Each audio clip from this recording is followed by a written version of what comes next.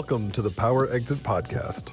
This show is dedicated to business owners who want to scale up, plan smarter, and prepare for the ultimate exit. We'll talk with M&A experts and owners who've been through the process to provide actionable advice so that you can sell your business on your terms and without regret. I'm John Marsh. Join me as we prepare to take control of your exit. All right, I'm thrilled to have Colin Bowman with Cultivate Advisors here on the Power Exit Podcast today. Colin is one of the founders of Cultivate Advisors. Colin, introduce yourself to our audience. Let us know how you came to specialize in coaching business owners, particularly those who are preparing for an eventual exit. No problem. And just real quick, I'm a partner, but not the founder. So I appreciate that though. So ended up starting my first business when I was 19 years old. I was a creative writing major in college. I was not a business major. And ran one of those college painting franchises. And I thought I was a good leader. Wasn't, but I thought I was. And I thought I could kind of run this, get my teeth cut at a fairly easy trade to learn when I was a little bit younger. And I had some sports background that I thought would translate. Some of it did, some of it didn't. But ended up getting some really hard lessons first year as a business owner when I was very young. And did fairly well, after learning the ropes, and then moved into the franchisor role after that, kind of to lead the other franchise owners and other general managers within that system. Ended up moving to a pretty large location, landed about 65 franchise owners, 300 employees seasonally, and Oregon, Idaho, Colorado, Montana, Washington, and Wyoming, kind of that big West Coast swath. So did a lot of that for about 10 years, and then exited that in 2019 and skied for like 6 months and did all the things that I thought I could never have space to do around the business. And then I started doing what I'm doing now, which is enterprise value acceleration for other business owners that are looking to, let's say half of them want to never exit. They just want to like kind of scale and optimize and make the business better. And the other half are actively saying, I really want to exit and move the value of the business up. And started doing that in February of 2020, which was a crazy time to start. Yeah. Actually. And, learned a ton of stuff because we had clients that would go from, say restaurants to zero revenue overnight. So what do you do? Like, how do you approach that? And so all those things, I'm not happy that happened in the world, but I'm happy in some ways that it happened in the business world because it made everyone a better entrepreneur. It made us think differently and have to solve problems differently. And one of the big light bulbs that came for us during that time was moving from scaling and optimizing to enterprise value as the North Star. Say more than revenue, more than profit, more than anything. We see that as the most important metric to run the business on, even if you never want to sell it.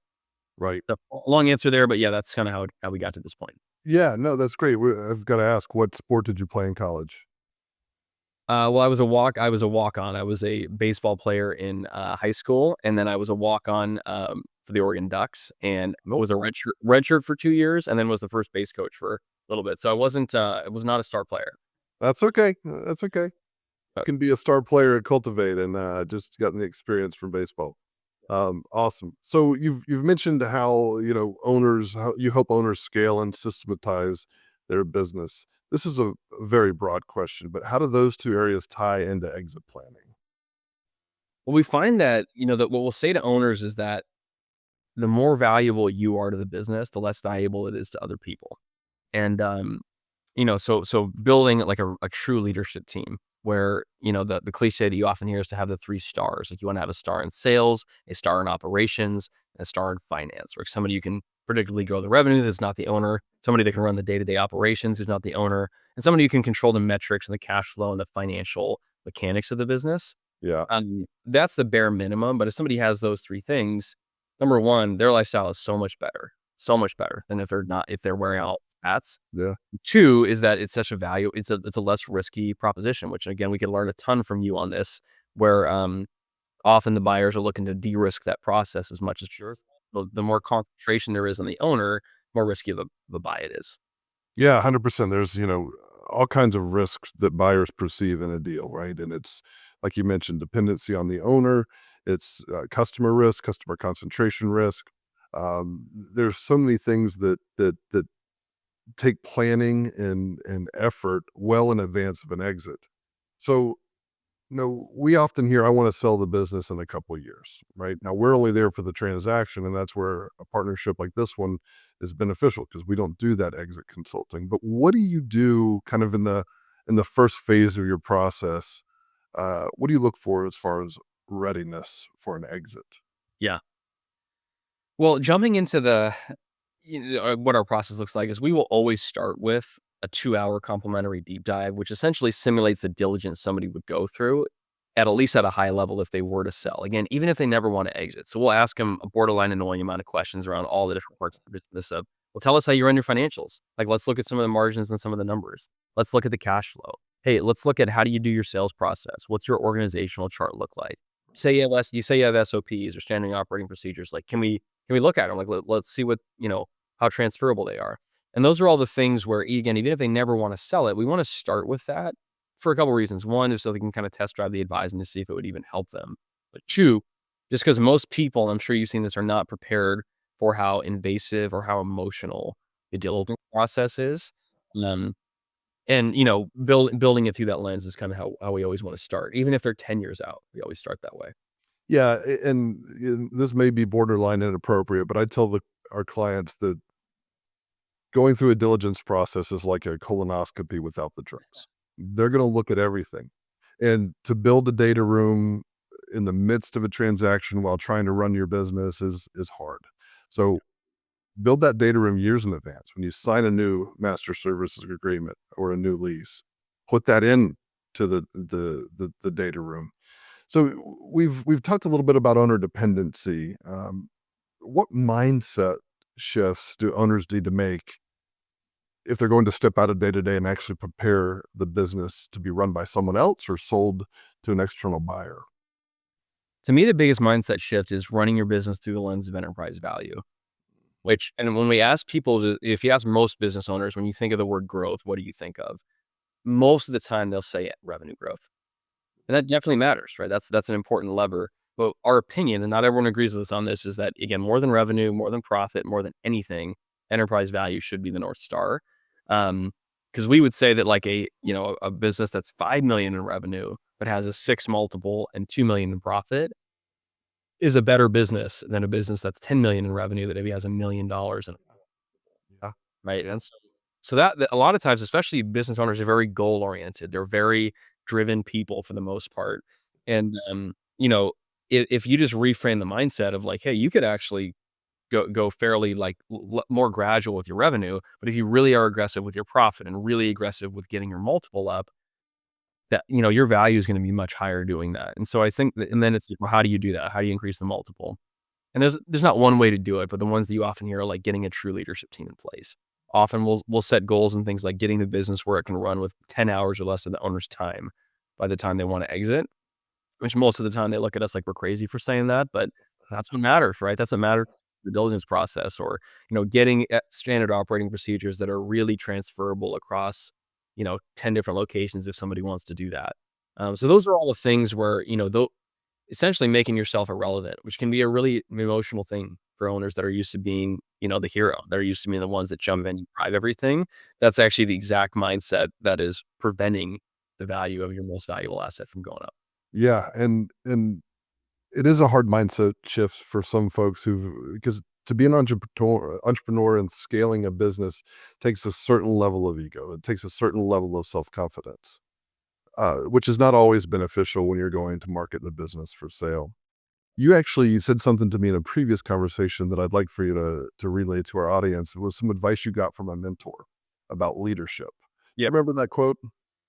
Yeah, and I'm sure owners have been through some form of this at whatever stage of development they kind of got this aha moment. But I was just very frustrated because I brought on what I thought was a leadership team. Yeah. And they really weren't. They were like very loyal workers, great people, but they weren't like company builders. They were just great executors. And I was just like I was very frustrated. I was like, just do what I'm coaching you to do. I wish I could just clone myself. Yeah. And, I was trying to look at, I wanted him to be like, yeah, definitely. And really the response was, hey, what I hear you say when you say, I wish I could just clone myself is, I wish I was a better leader. Mm, And that's, like, oh, that stung a little bit, but it was really meaningful to look at it that way because then it really changed the way that I would build teams and what type of people that I would select for those teams. Talk about a mindset shift. That's a pretty powerful one. That sounds like a wonderful mentor. Yep.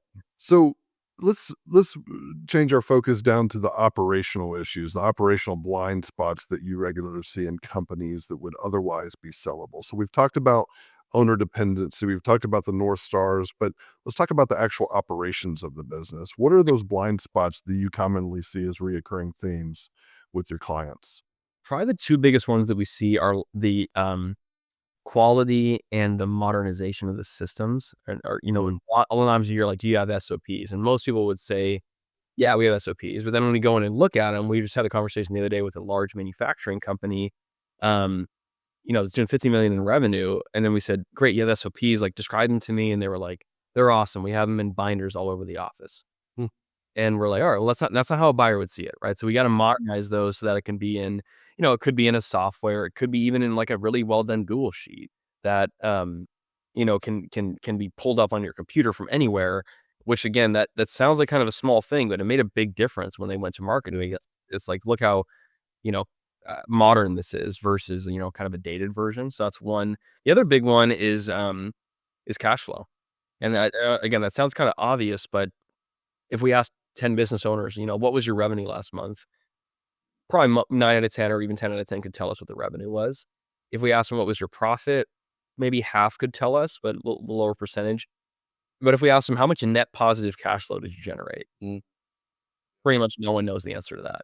Yeah. And I'm sure when you take your businesses to market, that's a really important factor is like how much cash flow does this generate month over month? The problem is that most business owners don't know the levers to pull. So we had to get really involved in like some of the blind spot levers that we often see are like how much prepaid expense does it take to actually do this work? What's the timeline in which you get paid for things? How fast do you pay for things? What's your average AP? What's your average AR? What's the overhead, you know, tied to this type of project or this type of product? And going outside of just the normal like QuickBooks metrics and really looking at all those things that affect cash flow and then building a culture of, hey, we know exactly coming into this month, pretty much to the dollar, how much cash flow we're going to generate and how to control that. Man, is that an attractive thing for a client, but also makes the business way more fun to run.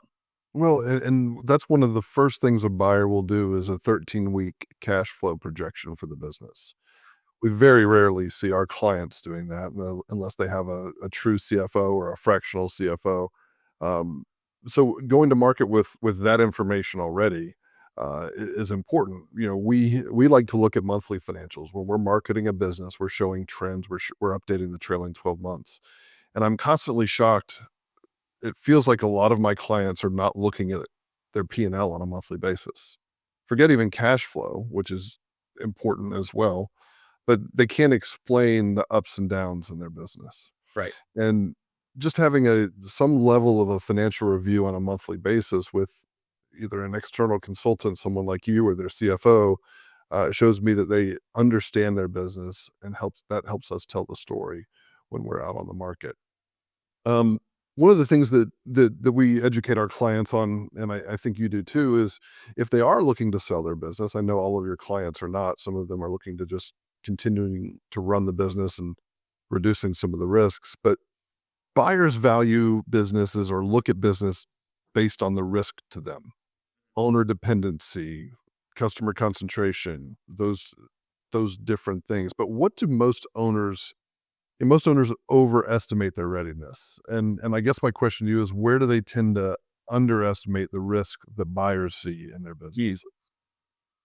The biggest one that we often see is the leadership team, right? And going back to that, do they have real company builders that can continue it past, where the current owner has taken it? Or, once that leader is gone, is that going to kind of implode upon itself? That's a big one. Um, and they're probably not prepared. And, I'm sure you coach your clients with some similar kinds of, pre-work is you're not prepared for how invasive diligence is. You're not prepared for, Yeah. the things you're going to hear about your business, including, hey, you may not have built a great leadership team, right? So that's a big one. The other one, like you said, is customer concentration, and not even customer concentration in terms of the pie chart of the revenue, but actually like the relationship to the owner. And if the let's say there's 50% of the revenue that's tied to 3 clients, and they're all really long-term, relational things with the owner, and the owner's still the main point of contact, that's a big risk to a potential Yeah. hire, right? So then, and often we hear owners say, "Well, we could never let go of those relationships. Like, we could never extricate the owner from those." We're like, "Yeah, you can. Yeah. Yeah, Yeah. you just got to Yeah. work on it and have a plan and take prioritized action to it." Um, but that's often again a bit of a bottleneck for business owners to. Yeah. Wonderful. No, I appreciate that. And so recruiting is often challenging for employees or for owners, I mean. And it's something we hear commonly that their biggest challenge is recruiting talent, recruiting the leadership team, delegating effectively. What nuggets can you offer to them, and how do you address that through your process with these business owners? Yeah, that's one of the biggest things we focus on. It looks like a puddle, and then you walk in, and it's like an ocean. Like, how do you recruit great people? I'll say this just to try to take a path that maybe isn't talked about as much. Is I think sometimes we overemphasize leadership, and I'm not mocking this, but we have a lot of like, how do we motivate them, or how do we like get them inspired? And that matters. I'm not mocking that, but I think we often underemphasize incentives. Yeah. We often underemphasize incentives, and you probably have heard the phrase like, "Show me the incentive, and I'll show you the outcome." And so when we often look at their comp plans, like, how do we recruit great talent? We don't have a great VP of sales. How do we go recruit this person? And the comp plans are like within 5 or 10% of what everyone else is doing. You're kind of just like one of many Yeah. versus, personally, I love having comp plans that have some level of enterprise value upside within the plan. So it could be something like phantom equity. It could be something like a profit sharing model, right? We would prescribe that based on what the owner and the business needs. But like, that's what I would want if I wanted to come join a company, and I really wanted to build something and help the owner, have this life changing exit. I would want a piece of that, if I'm going to dedicate myself to this business. So a lot of that is like, how do you build a really compelling comp plan that is tied to enterprise value, not just to when's my next bonus, but like, how do we increase the share value of the company? Yeah. That's a big one. And the other one I find is that I don't think, and I'm choosing my words carefully because we have some partners in this space, but I don't think job boards are where you're going to find executive talent. Mm. Uh, 9 out of 10 times we have found that most of the executives come from someone's network or come from a partner's network. To the point where, like, one of my favorite ways to recruit executives is just to, go into that industry that we're advising, look at, the 100 miles around that space, and just direct message people on LinkedIn. Mm. Mm. Hey, not saying, hey, you should come, not poaching and saying you should come work for us, but saying, hey, always like to know great professionals of your field industry. Hope your year's going well. That's Mm. it. And most of the time, they'll come back with something like, yeah, it's been a rough year, actually. Really, we should talk. Mm. Right. And then, like, and that's not the automated answer that people want to hear, but it's what actually works. Yeah. The other thing that I've seen, and just you're kind of getting me going here in recruiting. I like it. Uh, People have heard of the Shackleton expedition. Uh, Yeah. uh, I just heard of this. Yeah. I love this example. Please. great example, right? It's like this guy basically went to the North Pole in a very dangerous mission, and he's got this legendary recruiting ad in the newspaper, which was like, it's something to the effect of, very dangerous mission, survival unlikely, very uncomfortable lodging, very poor food, and it's like all the terrible things that they're going to experience. And it's like, but if you want to go somewhere no one else has gone before, this is the mission for you. Yeah. And that actually got him the best talent in the world to come be a part of this. And I always think about that when I look at like recruiting ads, and I see people like bending over backwards and like sharing all these perks. And like, my favorite way to do a recruiting ad is the title of it to be something like superstars only. Like, that doesn't sound like you, then don't even apply. This is not an easy place to work. We have very high standards. Whatever is saying your version of the Shackleton stuff, and then saying, but if you want to be a place where you get developed, like really developed, and be a part of something that is really special, this is the best place you can spend your time. I love that. I love that. That's a great ad. I was talking to a buddy about it just this weekend. He's a bit of a history buff, but there was a line in that ad about honor and glory. Mm, No one else has done this before. right. You want to be a part of something special. So that's powerful. Thanks for sharing it. Good time. Very timely, I mean. So you've shared a lot of nuggets here, and I hate to ask general questions, but the business owners who are listening to this, our goal here is to give them nuggets, give them wisdom. So, in your experience, what's the difference between business owners who exit well and those who walk away disappointed? I'd love to hear your point of view on the stats. I mean, I've heard stats anywhere from like, 30% of businesses that go to market sell, Yeah. 7 out of 10 don't sell. And then of those 30%, only 3% get the only 10% get the value that they think they deserve. So if you reverse engineer that, 100 businesses, 30 of them sell, what's 10% of 30? 3, right? So 3% of businesses that actually go to market get the value that they feel like they deserve and transact, Yeah. which to me is a wild stat.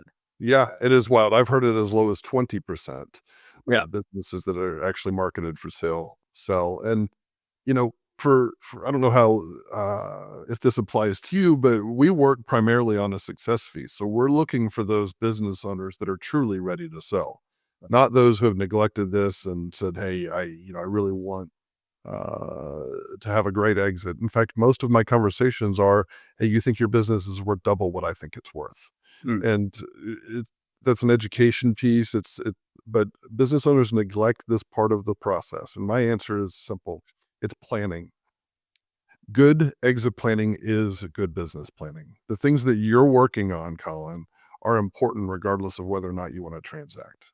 Yep. Nobody wants their business to be a ball and chain where they're at the beach unable to take vacation because a customer's calling with an issue. So if you're doing good exit planning, it's also good business planning. So preparation is really important. Yeah, Um, and I think, one of these we'll speak on this all over the country, and one of these we'll often do to kind of kick it off. If there's a room of 100 business owners that we're talking to, we'll say, "Hey, put your hand up if you know approximately how much your house is worth." Just yeah, phrase it like almost everyone puts their hand up. We're like, "Cool, leave it up if you know how much your business is worth," and like 90% of the hands drop. So I actually think that alone, I know it sounds obvious, but just calculating every year, maybe even multiple times a year, what the range of value that you'd be weighed out on the market would be. I think that's a really powerful mindset shift, and then just knowing the levers to pull. Like, I think that's certainly was a big blind spot for me is like, well, how do you go from a 4 to a 5 multiple? And really understanding how do you control that and running your business through that lens. yeah, it's 100% true, and it does take dedicated attention and effort to get there. Do you ever have conversations with clients who think they're ready to exit, but you advise them to hold off? And if so, what drives that decision? Definitely. And we that's why that whole idea of like, regardless of if you want to exit or not, you should always build it as though it could be sold. Because we have clients who are like, I'm never going to exit. This is going to be passed down to 4 generations, and then they get an offer that just blows them away, and they change their mind. We've also had owners who are like, I'm done with it. I cannot wait. I'm going to pull the plug tomorrow on this, and we make it better to run, more profitable, more systemized, and they also change their mind. So, in terms of the ones that are kind of ready to exit, a lot of times it's because they just hit a stride, or maybe they just got a nice big um, stream of revenue that they originally didn't have when they started working with us, and they said, "Yeah, we could cash out right now for 10 million, but the business is producing 2 million in net cash Yeah. flow right now. Um, so do we want to shortcut those 5 years, or do we want to go to market again in 1 or 2 years and have that upside be higher?" That said, we always find, and again, I could learn a lot from you on this, but we always find that the best time to sell is when you're most excited. Is when Yeah. most at where you're kind of crusting at a peak. Um, we've seen businesses where they come to us after they've kind of crested down a little, and the value is like 40% less than they got valued at 2 years ago because of whatever circumstance led to that. So it's always a delicate balance, but that's kind of our point of view on that. Yeah, no, and it's interesting. I had a call this morning with a prospect who great margins. They were doing 10 million in revenue and $5 million of EBITDA. Wow. Their revenue is now $3 million and 1.5 million of EBITDA. So the market's going to look at the most recent periods. They're not going to look at ancient history and value it based on that. You know, those golden years, if you will. Uh, so being ready to exit when the market is hot, when your financial support, the best valuation that we can get, is the right time. Mhm. For an owner who's 2 to 3 years out from a sale, what's the one thing other than calling Cultivate? What's the one thing they should be doing now to improve their outcome? Well, I would actually say talking to an M&A professional like you, and that's where, like, to me, and I love that you're doing this, and for me to know you a little bit is I again, I'm choosing my words carefully, but I think most of the people that sell businesses are actually way too short term mindset. Yeah. Mind. I think they're too transactional. I think that there's a little bit too, and I get why it would be this way because we get paid on success fees, but you know if we just have a little bit of a longer scope and say, hey, when people are 2 to 3 years out, they should start talking to me. That at least puts them on your radar, right? You're probably that it puts a mental dot in your mind of like, well, here's a business that I should at least start thinking about or start looking at and starting to source, potential buyers or network in to see who we could bring to the table. Um, and I think that's a big blind spot that I had in my own journey was I focused so much on my internal team. How do I have a great VP of sales, a great operator, great finance person? But I actually didn't focus enough on the team around me outside of the business. And the core four that you often hear are you want to have a great wealth manager, someone who really understands exit planning and can help protect the money that you make as you're gearing up for it and then post liquidity event. You want to have a great tax strategist, right? Someone who can really help you on the strategic moves to make leading up to it and then post exit to again Right. the money that you make. You want to have a great legal person and you want to have a great M&A person like John, right? So if somebody doesn't have those four things, like you're lucky if you get one exit in your whole life, right? Yep. Like don't put it in the hands of people who don't understand that. So I think that's a big thing is like you really want to start building that dream team around you Yeah, 2+ years out. exactly. And I think that's great advice. It is unfortunate in my business that it is transactional, but we're passionate here. We want to make sure that you have the best exit possible without regrets. It's part of the reason we do this podcast. It's part of the reason we talk with folks like you. Um, but you have to take the bull by the horns. And I think building the team is a great piece of advice. Even if we're not ready to be engaged, at least know who you're going to work with so that you can leverage our network. Folks like you are in our network, great M&A attorneys, great wealth managers who focus on the exit. So that's great. Thank you for that piece of advice. So, Colin, I really appreciate you being here on the Power Exit podcast with me today. Where can people go to learn more about you and the work you're doing at Cultivate Advisors? Yeah, cultivateadvisors.com is a great place to start. The way we've built our firm is that to be a cultivated advisor, you have to have scaled and exited a multi-million-dollar company. And we got 45 of them across the country, all of whom come from different backgrounds. So like I come from trades. We have some that come from consumer packaged goods, from Yeah, technology, from manufacturing, from retail, right? So it'd be really hard for you to put a business owner in front of us that we didn't have some parallel with for someone who's been there and done that and scaled and exited in their space. And very often we have people say, hey, no offense, but I'd rather work with a woman. I'd rather work with a veteran, right? Like we hear that all the time. And so my job is to match them with the right advisor who's got not just the industry experience, but kind of the personality and the, business acumen to hit what they need for their exit plan. Um, that's a big one. And then my email is just Colin, COLIN at cultivateadvisors.com. awesome. Well, Colin, thank you so much for being a guest here on the Power Exit podcast. It's been a pleasure talking to you, and thanks so much for your time. Yes, sir. Thanks, John.